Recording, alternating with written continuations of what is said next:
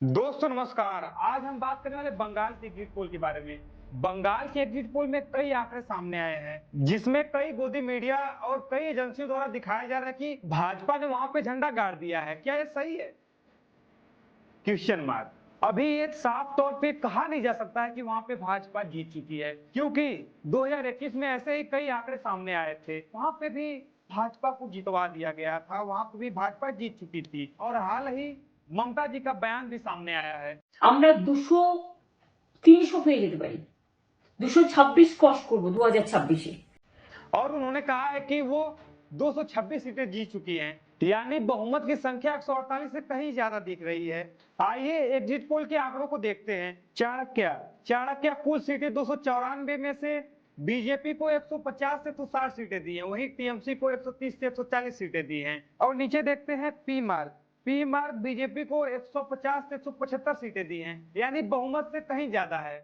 और वहीं टीएमसी को 118 से 138 सीटें दी हैं और अदर को 2 से 6 सीटें दी हैं।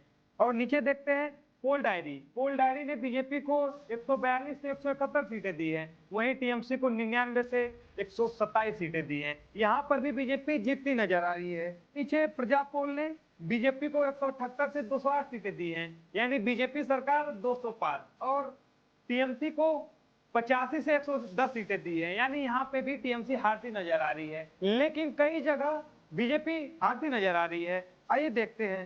पीपल पल्स ने दिखाया है कि टीएमसी 177 से 187 सीटें पा रही है और वहीं बीजेपी 95 से 110 सीटें पा रही है।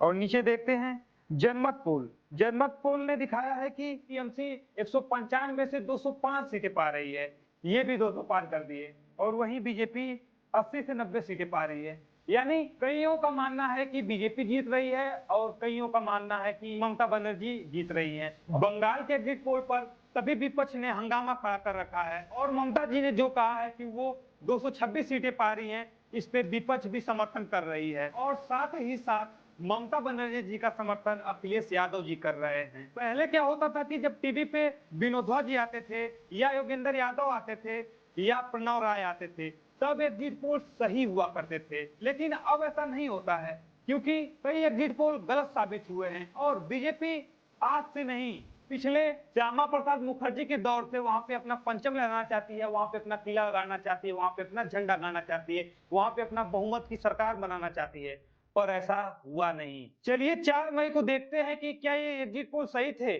क्या वहां पे बीजेपी जीत चुकी है?